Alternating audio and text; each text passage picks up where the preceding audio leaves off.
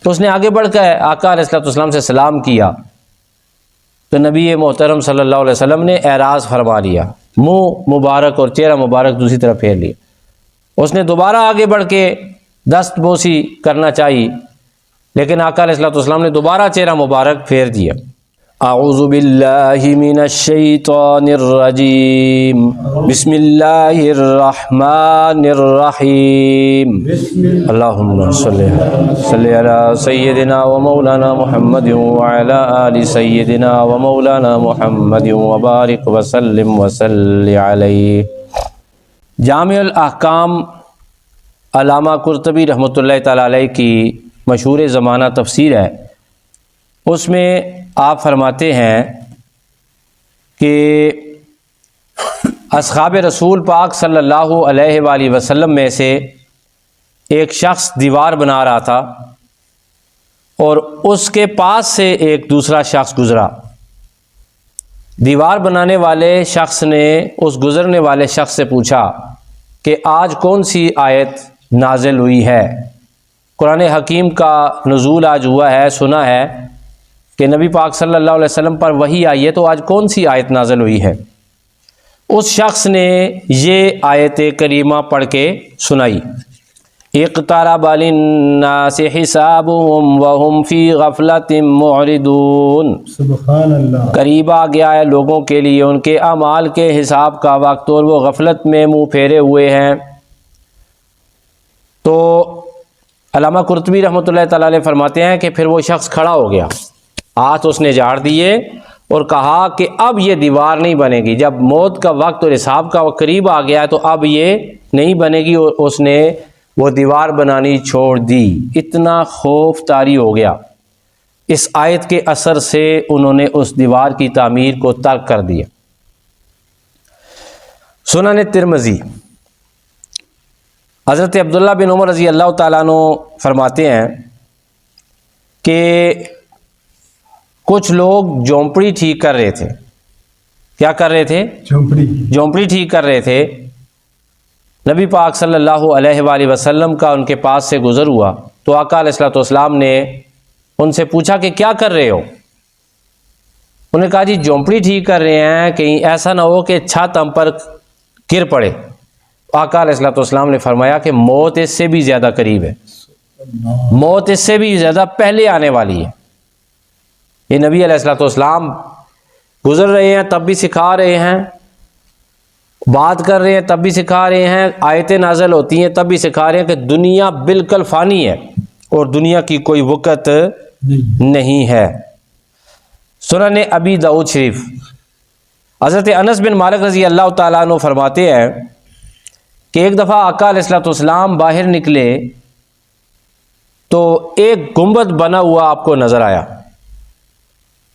تو آقا علیہ السلام نے پوچھا کہ یہ کس کا ہے؟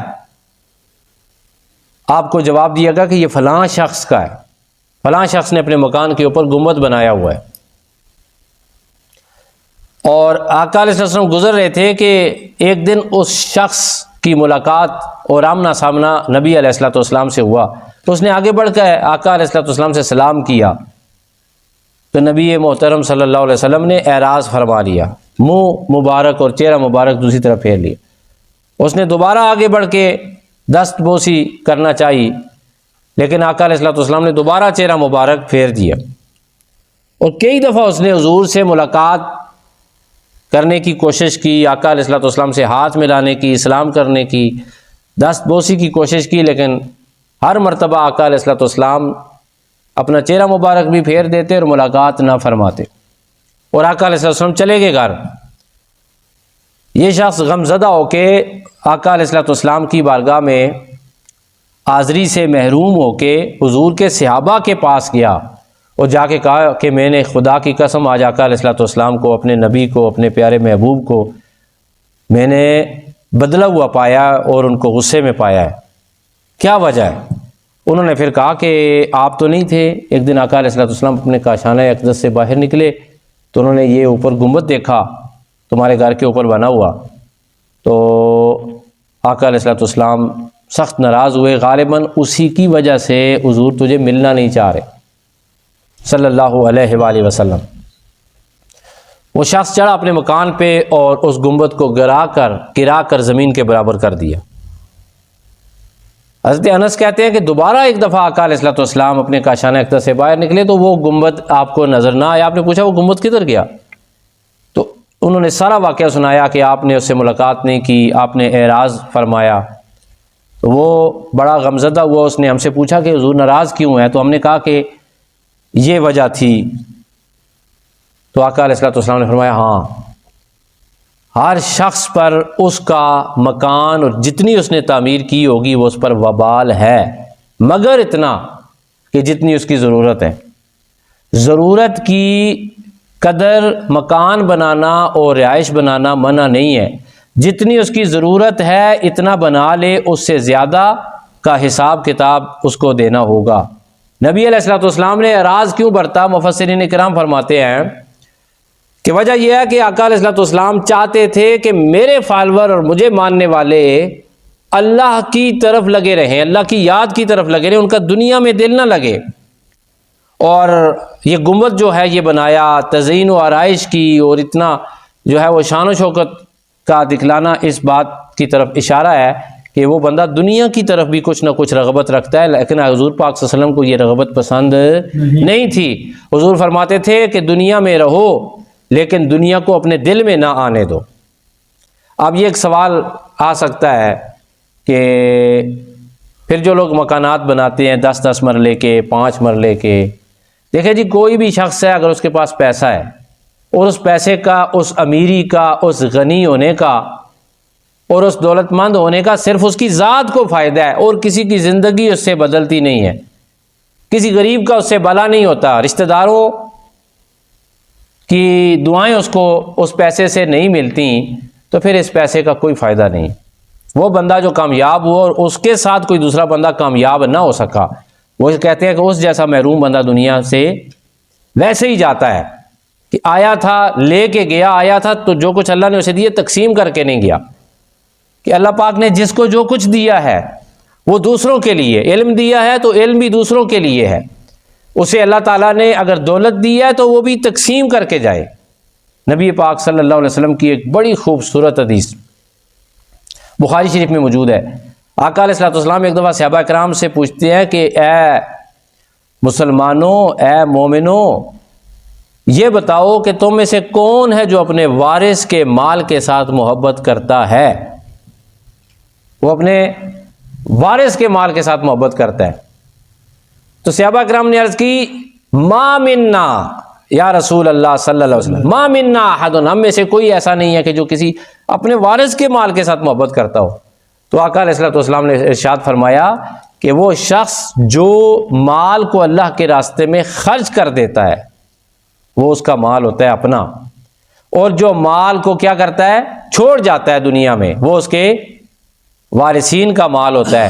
حضور فرماتے ہیں کہ جو تم جمع کرتے ہو نا، جمع کرتے رہتے ہو، جمع کرتے سوچتے ہو یہ تمہارا ہے، تم ایک دن مر جاؤ گے یہ تمہارے وارثین کا ہے، تم اس مال سے پیار کرتے ہو جو تمہارے وارثوں کا ہے، جو تم جمع کرتے ہو، حالانکہ تمہارا مال تو وہ ہے جو تم نے خرچ کر دیا ہے، وہ تمہیں ملے گا آگے، ٹھیک ہے۔ بہرحال حضور علیہ الصلوۃ والسلام کے صحابہ میں سے بہت سارے صحابہ نے پیسہ کمایا۔ پیسہ کمانا منع نہیں ہے بلکہ پیسے سے پیار کرنا منع ہے۔ حضرت عبد الرحمن بن عوف رضی اللہ تعالیٰ عنہ عشرہ مبشرہ میں ہیں، انہوں نے اتنے پیسے کمائے حلال کے ذرائع سے، اتنے پیسے کمائے کہ آج کا بل گیٹس بھی اس کا تصور نہیں کر سکتا، اور آپ نے اتنا اس کو خرچ کیا اس دولت کو کہ بدری صحابہ کے بارے میں ایک دفعہ فیصلہ ہوا کہ ہر بدری صحابی کو وافر مقدار میں جو ہے وہ نوازا جائے تاکہ وہ کسی پریشانی کا شکار نہ ہو۔ تو انہوں نے 500 دینار اور 5,000 دینار اور 500 گھوڑے اللہ کے راستے میں بھی تقسیم کیے اور ان بدری صحابہ کو بھی تقسیم کیے، ان کو بھی دیے، یعنی کہ تقسیم کرتے تھے۔ حضرت عبد الرحمن بن عوف رضی اللہ تعالیٰ عنہ کی دولت تھی، حضرت عثمان غنی رضی اللہ تعالیٰ عنہ کی دولت تھی، کس لیے؟ خلق خدا کی خدمت کے لیے، مخلوق خدا کی خدمت کے لیے۔ اب جب بھی ان صحابہ کو آپ دیکھیں گے کاروبار کرتے تھے لیکن اللہ کی بارگاہ میں جھکے ہوئے نظر آتے تھے، کاروبار کرتے تھے لیکن اللہ کی یاد ان پر غالب نظر آتی تھی، کاروبار کرتے تھے، پیسہ ان کے پاس آتا تھا لیکن وہ ادھر اللہ تعالیٰ کی بارگاہ میں جھکے ہوئے بھی نظر آتے تھے، پیسے سے پیار نہیں تھا۔ آخر میں ایک حضرت مولا علی کرم اللہ تعالیٰ وجہ الکریم کا قول بہت ہی زبردست اور بہت ہی اچھا لگے گا اور ہمارے موضوع کو سپورٹ بھی کرے گا۔ آپ فرماتے ہیں دنیا میں رہو ایسے جیسے کشتی پانی پر رہتی ہے۔ کشتی اپنے اندر پانی کو نہیں آنے دیتی، تم اپنے دل میں دنیا کو نہ آنے دو۔ کشتی میں پانی آ جائے تو کشتی تباہ ہو جاتی ہے، دلوں کے اندر دنیا ہے تو دل تباہ ہو جاتے ہیں۔ اللہ تعالیٰ ارشاد فرماتے ہیں کہ نہیں آئی ان کے پاس کوئی تازہ نصیحت ان کے رب کی طرف سے مگر یہ کہ وہ سنتے اسے اس حال میں ہیں کہ وہ کھیل کود میں لگے ہوئے۔ آج کل بھی آپ کسی کو نماز کا کہتے ہیں ہاں آئیں گے جی، کچھ تو لوگ کہتے ہیں انشاءاللہ آئیں گے جی، نماز کے لیے مسجد میں آئیں گے، خوف سے کہتے ہیں، اللہ تعالیٰ کی محبت میں ادب سے کہتے ہیں۔ تو کچھ ایسے بھی ہیں جو لہو لہب میں پڑے ہوئے ہیں، وہ ہنستے ہیں آگے سے۔ اللہ تعالیٰ کی بارگاہ میں دعا ہے کہ وہ ہمیں قرآن حکیم کی ان باتوں پہ عمل کرنے کی توفیق عطا فرمائے۔ رزق حلال کی کمائی اور کاروبار کے ساتھ ساتھ اللہ تعالیٰ ہمیں دنیا کے فانی ہونے کا تصور بھی غلبے کے ساتھ عطا فرمائے۔ ہمارے دلوں میں یہ چیز غالب رہے کہ ہم نے ایک دن مرنا ہے اور یہ دولت جو کما رہے ہیں اس کا حساب دینا ہے۔ وآخر دعوانا ان الحمد للہ رب العالمین۔